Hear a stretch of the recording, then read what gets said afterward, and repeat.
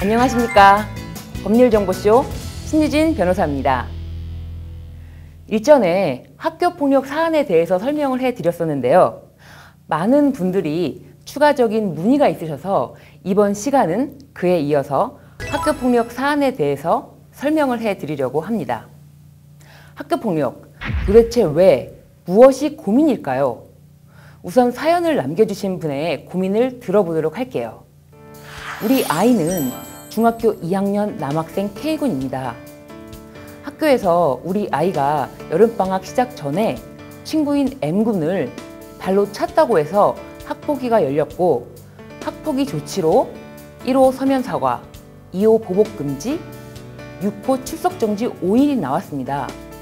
그런데 억울한 것은 우리 아이가 먼저 그 학생 M군으로부터 종아리를 걷어차여서 전치 3주 골절을 입었다는 것입니다. 그런데 이렇게 학폭의 결과가 나왔길래 한편으로는 억울했지만 우리 아이가 이를 더 크게 일으키고 싶지 않다고 해서 학폭위 조치를 받아들이고 넘어가려고 했는데요. 갑자기 경찰서에서 촉법소년으로 조사를 받으러 오라고 하여서 정말 억울합니다. 우리 아이는 이렇게 범죄자가 되는 건가요? 그러면 가장 궁금하신 내용, 중학교 2학년 학생인데 경찰의 조사를 받게 된다면 어떤 형사처벌을 받는 것일까요? 이 부분을 먼저 설명해 드릴게요. 중학교 2학년이라면 형사 미성년자의 기로에 서 있는 나이라고 할 수 있습니다. 만 14세 미만은 형사 미성년자로서 형사처벌의 대상이 아니기 때문입니다. 즉, 생일이 아직 지나지 않은 나이라면 만 14세가 되지 않겠죠. 다만 10세 이상 14세까지는 소년법의 적용을 받게 됩니다. 소년법은 만 10세 이상부터 만 19세 미만까지 적용되는 형사처분에 관한 특별법인데요. 아동 청소년이 건전하게 성장하도록 돕는 것을 목적으로 제정된 법입니다. 그렇기 때문에 형사 미성년자라고 할지라도 만 10세 이상이면 소년법상의 보호처분을 받을 수 있다는 점을 기억하시기 바랍니다. 그래서 사연을 주신 K군의 경우에는 소년법은 적용될 것으로 보입니다. 그러면 계속해서 그 사연을 들어보도록 할게요. 우리 아이가 먼저 때린 것이 아니고요. M군으로부터 종아리를 걷어차여서 전치 3주의 골절이 나왔잖아요. 우리 애가 오히려 폭행으로 경찰 조사를 받게 되었습니다. 어떻게 하나요? 네, K군이 종아리에 골절상이 있었다니 이 사연을 조금 더 심도 깊게 살펴보았는데요. 사연인 즉 K군이 M군으로부터 종아리를 4대나 걷어차였고, 종아리를 맞고 나서야 K군이 M군의 머리를 한 대 때렸다고 합니다.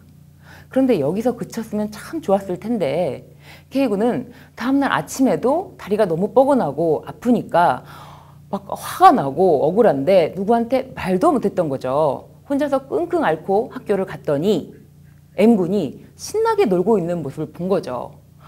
억울한 마음이 들었고 최소한 자신이 맞은 만큼은 똑같이 때려주고 싶은 생각에 딱 3대를 더 때렸다고 합니다. 그런데 이때까지도 K군은 자신의 종아리에 골절상을 입었는지는 몰랐었는데요.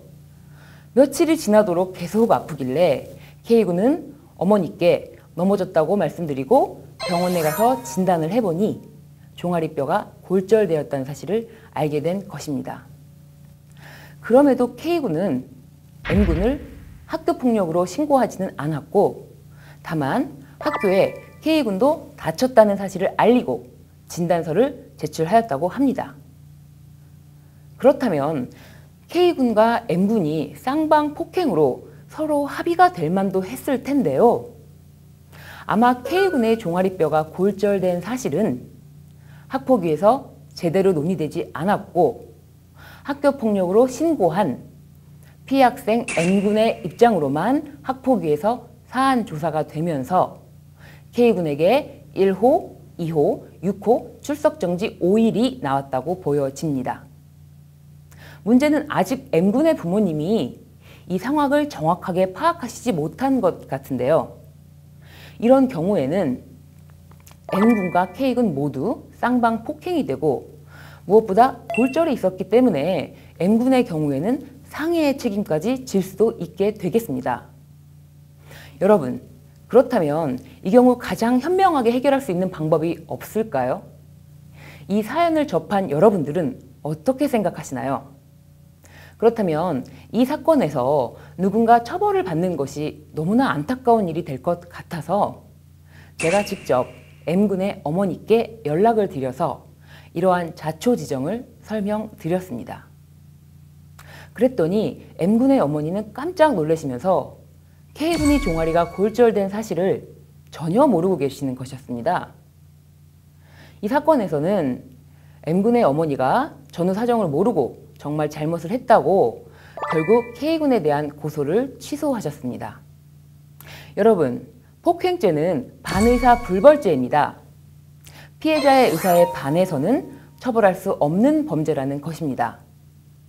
따라서 쌍방 폭행에서 서로 합의하고 서로 용서하면 둘 다 처벌되지 않지만 둘 다 끝까지 용서를 안 하면 둘 다 처벌이 된다는 것입니다. 만약 끝까지 서로 화해나 용서가 되지 않았다면 두 학생 모두 소년법상의 보호처분을 받게 되었을 것입니다. 학교폭력 예방법과 소년법은 모두 교육 목적에 일정한 처분을 하도록 규정되어 있는데요. 학교폭력 예방법에서 가장 강력한 조치는 전학 또는 퇴학 처분이고요. 소년법에서 가장 강력한 조치는 소년원 위탁 처분이라고 할 수 있습니다. 우리 아이들이 건강하고 안전하게 학교 생활을 할 수 있도록 우리 부모님이 어떻게 도와줄 수 있을까요? 무턱대고 학교폭력으로 신고하는 것이 우리 자녀를 도와주는 것이 결코 아닙니다. 우리 아이와 충분히 대화를 나누고 상대방 아이와도 충분히 대화를 나누는 절차가 필요한데요. 학부모님들은 자칫 잘못하면 학교에서 상대방 아이 편을 든다고 오해를 하시기 때문에 일선 학교에서는 이런 조정 절차가 이루어지기가 매우 어렵다는 현실적인 문제가 남아 있습니다.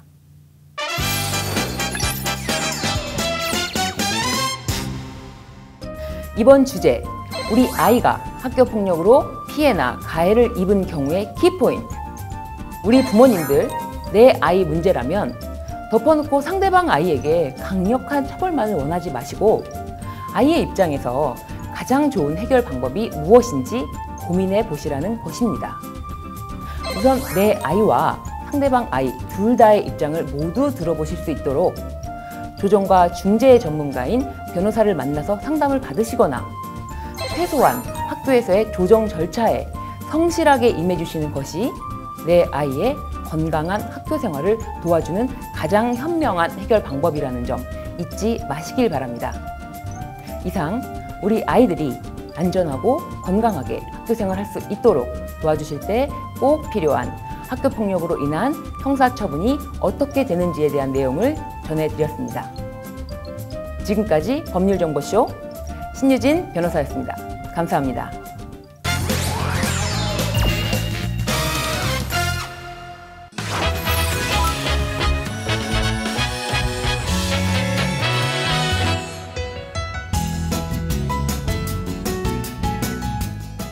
안녕하십니까. 법률정보쇼 조원익 변호사입니다. 이번 시간은 자치법규의 제정 과정 및 개정 과정에 대해 살펴보겠습니다.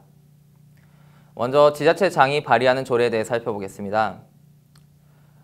조례의 많은 수는 지방자치단체 집행부에서 발의하는 경우가 많습니다. 집행부에서 조례를 제정하고자 할 때에는 먼저 소관부서에서 입법 계획을 수립합니다. 우리나라 현실에서는 상급부서에서 제정 또는 개정해달라는 내용으로 해서 표준안이 시달되어 제정되는 경우가 많은데요. 이것도 역시 입법계획 수립이 필요합니다. 이후 부패방지법에서 규정한 부패 영향평가, 남녀고용평등법에 따른 성별 영향 분석평가 등을 거쳐 20일 이상 입법 예고를 하게 됩니다. 이후 입법을 담당하는 부서에서 상위법령 또는 다른 조례와 충돌하는 부분이 있는지 여부를 심사하고 이 법안이 확정되면 지자체장이 주관하는 조례규칙 심의에 상정됩니다. 이 조례규칙 심의에는 지자체장과 부단체장 및 국장 등이 심의위원이 되어 조례안의 최종적인 모습을 심의하게 되는데 이 단계에서도 수정되는 경우가 많이 있습니다. 이렇게 실제로는 4개에서 5가지 단계를 거쳐 집행부 발의 조례안이 마련되고 이를 지방의회에 제출하게 됩니다. 그러면 지방의회는 이를 소관 상임위원회에 회부합니다. 그리고 상임위원회와 담당 전문위원회 심사, 검토를 거쳐 작구에 대한 수정 의견을 반영한 다음 본회의에 상정하고 본회의에서 과반수의 의결을 거치면 조례안이 제정됩니다. 그런데 여기서 끝이 아닙니다. 집행부 발의안이 그대로 본회의에서 의결되었다면 지방의회로부터 받은 조례안을 받은 지자체장이 조례 공포안을 그대로 공포하면 되는데 만일 의회에서 수정 과정을 거쳤다면 작구가 일부 수정될 수도 있겠죠. 이럴 경우에는 조례규칙 심의회의 회부에서 공포해도 되는지 여부를 다시 한번 심사합니다. 만일 조례규칙 심의에서 수정된 내용을 그대로 수용하면 공포하는 것이고 만일 수용하지 못하고 우리의 재정 취지와 달라졌다, 이를 반영할 수 없다라고 공포할 수 없다라고 한다면 지방의회에 환부하고 제의 요구를 하게 됩니다. 거부권의 행사지요. 이때는 제적의원 과반수의 출석과 출석의원 3분의 2 이상의 찬성으로 의결을 해야 조례가 제정될 수 있고 이 경우에 지자체장은 조례를 공포해야 합니다. 그럼 이런 집행부 발의에서 주민들이 참여할 수 있는 기회는 어떤 게 있을까요? 먼저 20일 정도에 있는 입법 예고 기간을 활용할 수 있습니다. 이때 의견 제출을 할 수가 있습니다. 입법 예고를 할 때는 페북이나 인스타그램 같이 요즘 많이 사용하는 SNS에 올라오진 않죠. 그래서 실제로는 이게 입법 예고가 됐는지 여부에 대해서 모르는 분들이 많이 있는 것 같습니다. 하지만 지자체에서는 각 홈페이지나 전자공고를 통해서 공고를 하고 있기 때문에 일반 주민들이 이를 찾고자 할 때는 찾아볼 수 있습니다. 따라서 주민들께서는 만일 어떤 조례가 입법될 것 같다라는 소식을 들으실 때에는 이런 입법 예고에 대해서도 관심을 두실 필요가 있습니다. 그 다음으로는 지방의회 회기에 상정된 안건을 통해 확인하고 여론을 조성하는 방법입니다. 지방의회 회기는 보통 1년 단위로 2번의 정례회와 약 8회 내외의 임시회로 사전 계획이 세워져 있습니다. 따라서 지방자치 운영에 관심이 많은 주민이라면 의회 사무를 담당하는 부서에 문의해서 회의 일정에 대한 사전 문의를 받으실 수 있습니다. 그리고 이때 회의 안건 공고를 통해서 제정 또는 개정될 조례 내용을 확인하실 수 있습니다. 다음으로 의원들이 발의하는 조례에 대해서 살펴보겠습니다. 의원 발의의 경우 집행부 발의에 비해 절차가 매우 간소합니다. 지방의회에서 의결할 의안은 재적의원 5분의 1 이상의 의원 또는 10명 이상의 연소로 발의하도록 되어 있는데요. 이렇게 발의된 의안은 5일의 입법 예고 기간을 거칩니다. 집행부가 발의하는 20일에 비하면 상당히 짧지요.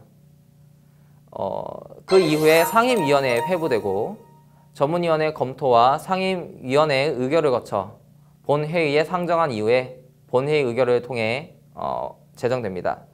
이후 집행부로 이송되어 조례규칙 심의를 거쳐 공포되게 됩니다. 이때에도 제의 요구를 할 수는 있습니다.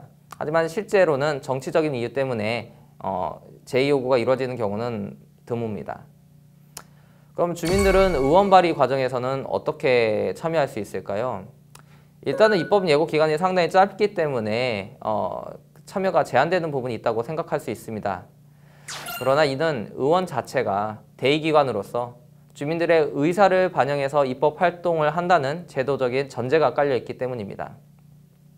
선거를 통해서 정치적 선택을 받아야 하는 의원들의 입장에서는 정치적 입장을 갑자기 바꾸거나 일부 주민들의 이익만을 위해서 입법 활동을 할 수는 없겠지요.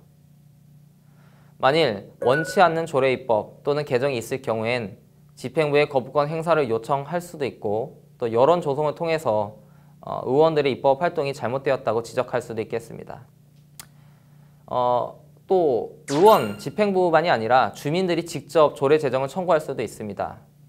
19세 이상의 해당 지자체 내에 주민 등록을 두고 있거나 영주권이 있는 사람이 지방자치법에 있는 그 정해진 수가 있습니다. 이게 서울시나 뭐 각 지방이나 이렇게 그 주민들의 수와 어떤 규모에 따라 가지고 다르기 때문에 그 수에 맞춰서 연설을 받게 되면 조례 제정 및 개정, 폐지의 청구가 가능합니다.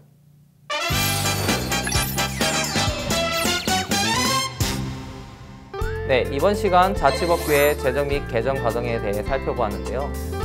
여기서 시청자 여러분들께서 꼭 아셔야 될 키포인트는 조례도 집행부에서 발의하는 조례와 의원 입법하는 조례가 있다는 것입니다. 그리고 두 번째로는 상위법령의 위임에 따라 주민의 권리를 제한하는 조례의 제정이 늘고 있고 지방자치에 관심 있는 분들께서는 입법 예고나 추진 사업에 대한 안내를 받고 미리 숙지할 수 있다는 것입니다. 지금까지 법률정보쇼 조원익 변호사였습니다. 감사합니다.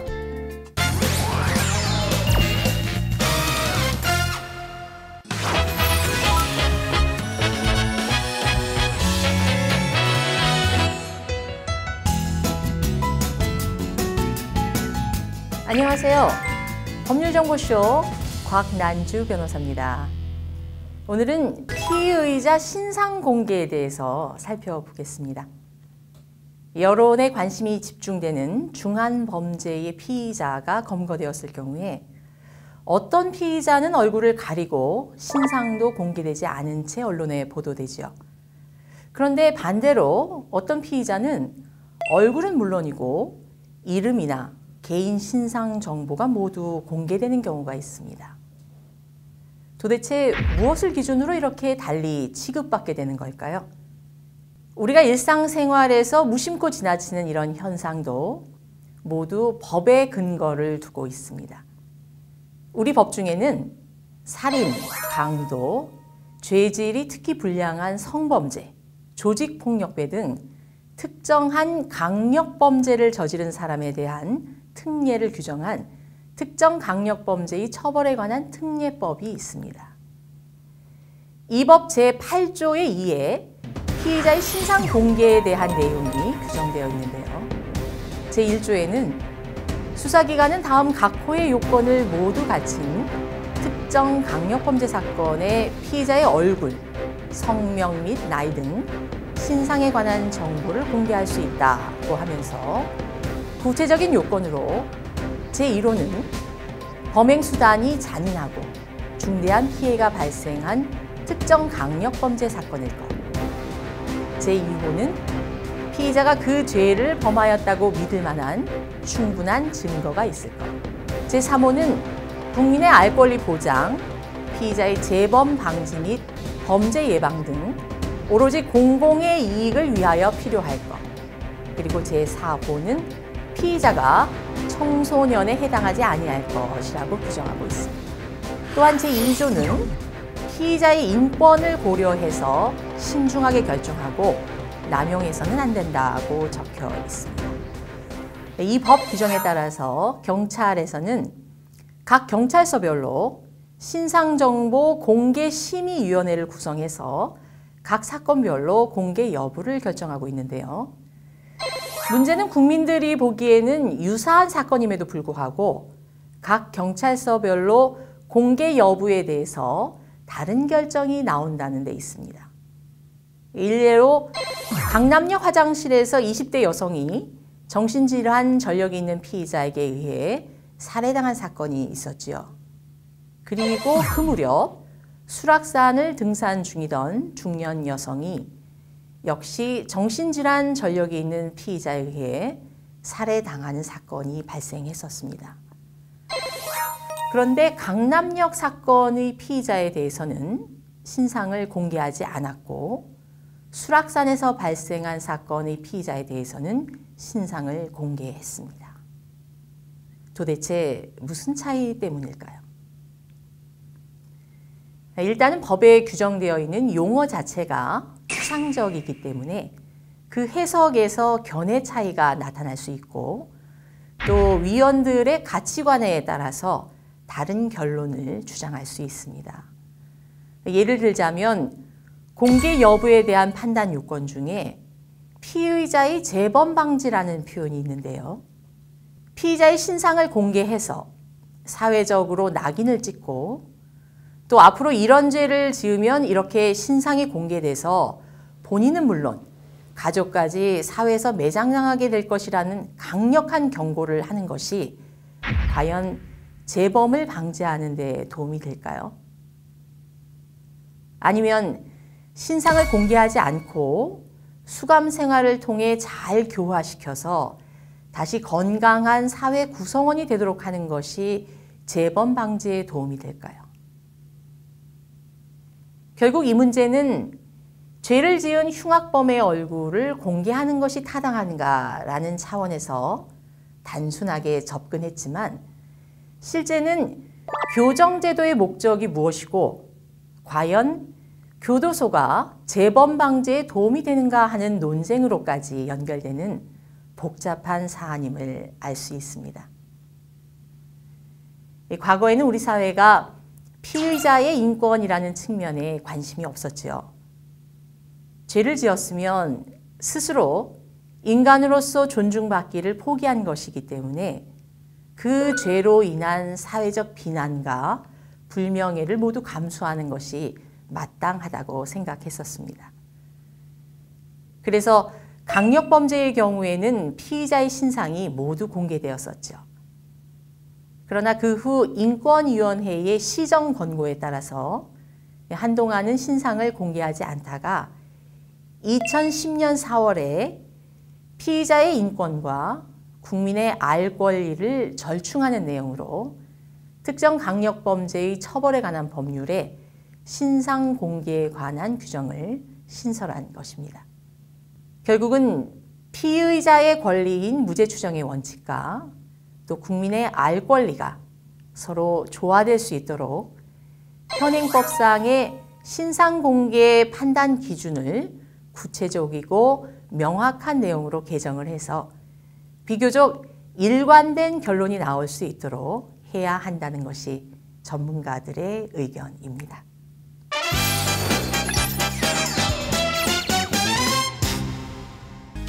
이번 주제의 키포인트는 특정 강력범죄의 처벌에 관한 특례법은 제8조 2에서 범행수단의 잔인성, 피해의 중대성, 충분한 증거 여부, 또 국민의 알 권리 보장, 재범 방지 등의 공익적 필요성 등을 판단 요소로 해서 수사기관이 강력범죄 피의자의 신상을 공개할 수 있다고 규정하고 있습니다. 이에 따라 각 경찰서별로 신상정보 공개 심의위원회를 구성해서 각 사안별로 공개 여부를 결정하고 있습니다. 과연 피의자의 인권과 국민의 알 권리, 또한 피해자의 감정 등을 고려해 볼 때 피의자의 신상 공개가 어느 선까지 허용되는 것이 적당할까요? 지금까지 법률정보쇼 곽난주 변호사였습니다. 감사합니다.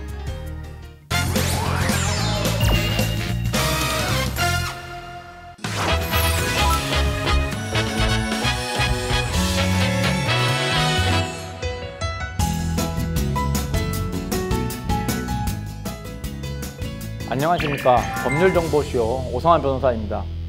특허 전문 변호사의 지식재산 소송 노하우 두 번째 시간으로 기술이 좋다는 것과 특허가 좋다는 것은 별개임을 알아야 한다라는 주제로 설명드리겠습니다.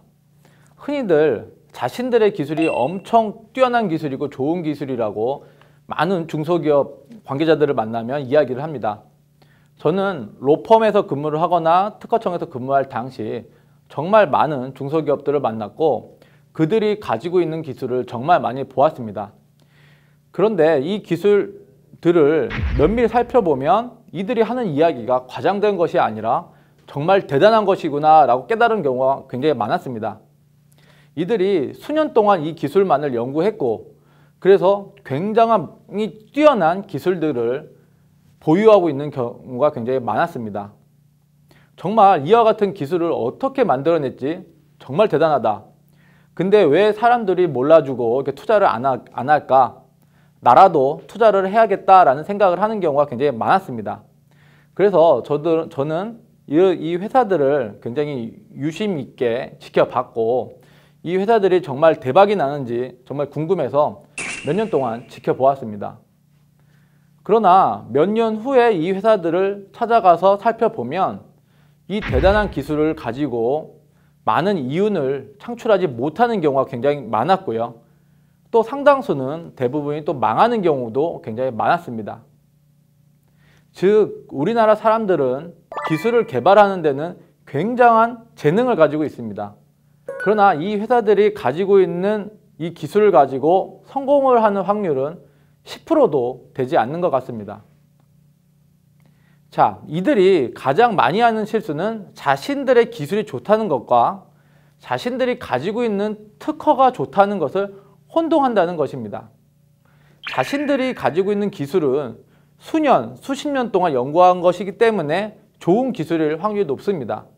그러나 이 기술을 보호하기 위해서 특허 출원을 해서 획득한 특허가 좋다는 것은 전혀 별개인 것입니다. 이 점을 혼동을 한다면 경영상 굉장히 많은 문제가 발생할 수 있습니다. 많은 고객들이 저한테 물어봅니다. 기술이 좋다는 것과 이를 바탕으로 한 특허가 좋다는 것이 동일해야 되는 거 아니냐. 즉, 기술이 좋으면 특허도 좋아야 되는 거 아니냐고 저한테 질문을 등을 많이 합니다. 그러나 양자는 완전히 별개입니다. 어떤 기술에 대해서 특허를 낼 때 기술에 있는 내용을 정확히 특허로 표현하는 것은 불가능합니다. 단지 최대한 이 기술에 근접해서 특허를 출원하는 것일 뿐입니다. 자신들의 기술을 변리사한테 알려주고 전달을 하는 그 작업이 굉장히 어렵습니다.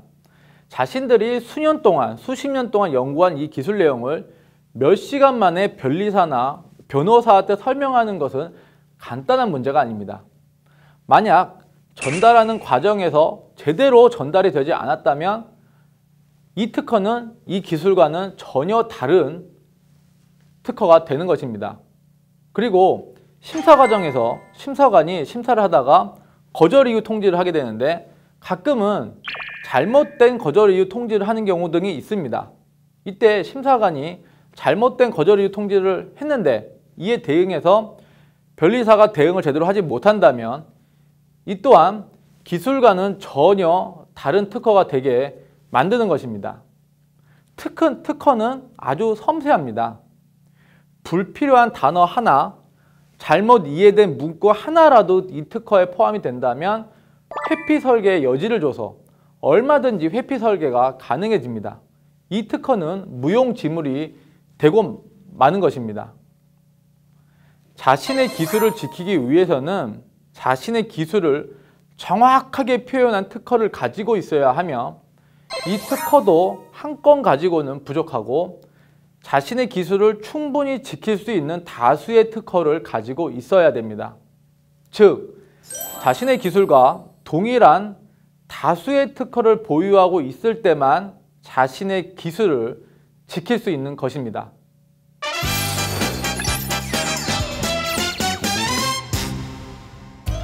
지식재산 소송 노하우 두 번째 시간으로 기술이 좋다는 것과 특허가 좋다는 것은 별개임을 알아야 한다의 키포인트는 자신의 기술이 좋다는 것과 특허가 좋다는 것은 전혀 별개이므로 자신의 기술을 제대로 보호하기 위해서는 자신의 기술을 정확하게 표현한 다수의 특허를 보유하고 있어야 한다는 것입니다. 이상으로 오성환 변호사였습니다. 감사합니다.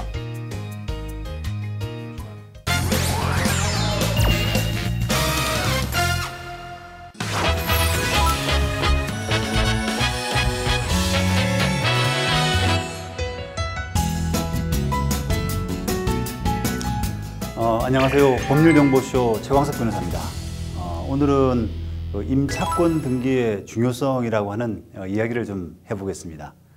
여러분들 그 임차권 등기 많이 들어보셨을 텐데요. 임대차 계약 기간이 끝나서 이 보증금을 받고 이사를 나오려고 하는데도 그 집주인의 사정으로 이 보증금을 받지 못하고 이 다른 곳으로 이사를 하게 되는 그런 경우가 적지 않습니다. 물론 뭐 보증금을 안 줄 때 이사를 안 나오고 조금 더 머무를 수도 있겠습니다만 개인 사정으로 나와버리는 그런 경우에 이런 문제인데요. 이럴 때는 우리 임대차 보호법상의 대항력, 그다음에 우선 변제권 이런 부분을 유지하기 위해서 반드시 임차권 등기를 해두는 것이 원칙입니다. 주택임대차보호법 3조 2.3 임차권 등기 명령이라고 하는 임대차가 끝난 후 보증금을 반환받지 못한 임차인은 임차주택의 소재지를 관할하는 법원에 임차권 등기 명령을 신청할 수 있다라고 규정을 하고 있습니다. 그리고 그 다음 항은 임차인은 임차권 등기 명령의 집행에 따른 임차권 등기를 마치면 대항력과 그다음에 우선 변제권을 취득한다. 다만 임차인이 임차권 등기 전에 이미 대항력이나 우선 변제권을 취득한 경우에는 그 대항력이나 우선 변제권은 그대로 유지하고 임대차 등기 이후에는 3조 1항 또는 2항의 대항력권을 상실하더라도 이미 취득한 대항력이나 우선 변제권을 상실하지 아니한다라고 규정을 하고 있습니다. 자, 결국은 이 요약하자면 임대차 등기는 기존의 대항력이나 우선 변제권, 임차인을 위해서 굉장히 중요한 부분인데요. 이런 부분을 이사를 나가더라도 유지할 수 있게끔 하는 그런 아주 중요한 제도라고 할 수 있습니다. 자, 그럼에도 불구하고 이런 절차를 굉장히 번거롭게 생각하고 새로 이사간 장소로 주민등록을 옮기지 않고 기존의 주소에 주민등록을 그대로 유지한 채 그 임대차 목적물의 그 짐 정도를 간단히 두는 방법으로 해서 외부적으로는 임대차 관계를 계속 그 유지하는 것처럼 지속하는 것처럼 이렇게 조치해 두는 경우도 있습니다. 자, 이런 정도의 조치 때문에 이 낭패를 보게 된 그런 상담 사례를 한번 좀 소개해 보려고 합니다.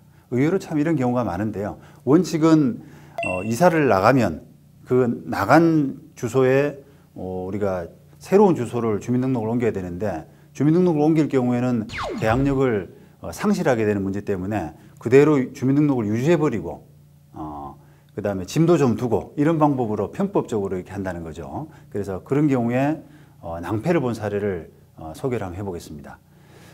이 상담 의뢰인은 서울에 있는 그 원룸을 보증금 5천만 원에 임대차 계약하고 살다가 계약기간 끝나서 다른 곳으로 이사를 갔습니다. 그런데 이 보증금을 못 돌려받으니까 주민등록을 그대로 기존 주소에 두었던 거죠. 마침 그 임대차 목적물에 대해서 경매가 진행을 됐습니다.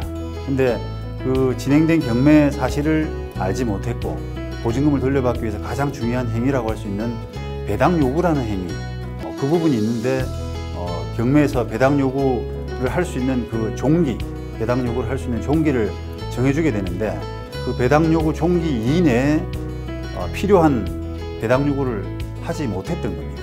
더구나 이 세입자는 최우선 변제권이 있는 소액 임차인이었습니다.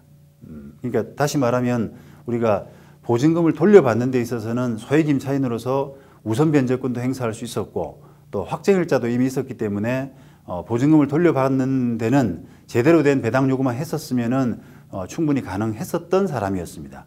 그런데 이 주민등록지에 거주하지 못했기 때문에 이 법원에서 온 경매 우편물 이런 것들을 제대로 받지 못했고 따라서 배당 요구 종기 이내에 그 배당 요구를 할 수 없었던 겁니다. 그래서 결국은 결국은 배당 요구권 자체를 배당 요구권 자체를 이제 상실해 버린 그런 처지에 놓이게 됐던 겁니다. 자, 이런 그 경우가 발생하는 것은 법원 송달을 비롯한 거의 모든 행정이란 것이 우리가 주민등록을 기반으로 하게 되는데 주민등록지에 보내진 이런 우편물이 반송이 되게 되면 우리가 경매에서는 이 발송 송달이라고 하는 절차로 해서 실제 수령 없이도 발송한 것만으로 이 송달이 된 것으로 이렇게 처리를 하게 됩니다. 그러다 보니까 세입자한테는 실제로 도달하지 않았지만 송달된 것으로 처리해버리고 기계적으로 진행이 돼버리는 거죠. 이런 그 배당 요구가 필요한 배당 요구 채권자는 압류 효력 발생 전에 등기한 가압류 채권자, 그다음에 경락으로 인해서 소멸하는 저당권자, 그다음에 전세권자로서 압류 효력 발생 전에 등기한 자 등 당연히 배당받을 수 있는 채권자의 경우와는 달리 경락 기일까지 배당 요구를 한 경우에 한해서 비로소 배당 요구를 받을 수 있고, 적법한 배당 요구를 하지 아니한 경우에는 비록 실체법상 우선 변제 청구권이 있다고 하더라도 경락대금으로부터 배당 요구를 받을 수 없다, 이렇게 판단하고 있습니다. 물론 뭐 지금 소개시켜드린 사례는 우리가 민사집행법, 새로운 민사집행법 전에 민사소송법 하에서의 제도인데, 그것은 우리가 배당 요구 종기, 그러니까 경락기일 전에 배당 요구를 해서 되는 것이 아니라 정해진 배당 요구 종기 안에 배당 요구를 해야 된다는 점만 다를 뿐 실제로는 이론 구조는 같습니다. 그런데 이 우선 변제권이 인정되는 소액 임차인도 배당 요구를 해야만 배당 요구가 필요한, 배당을 받기 위해서는 배당 요구가 필요한 그런 대상자이다라고 하는 부분을 또 명시를 하고 있습니다. 결국 이 사례에서 보신 것처럼 이 의뢰인은 어찌 보면 관행에 따른 그런 행동을 했었고, 또 어찌 보면 아주 사소한 실수 같은데도 배당 요구를 받을 수 없는 그런 아주 큰 대가를 치르게 된 그런 사례라고 할 수 있습니다.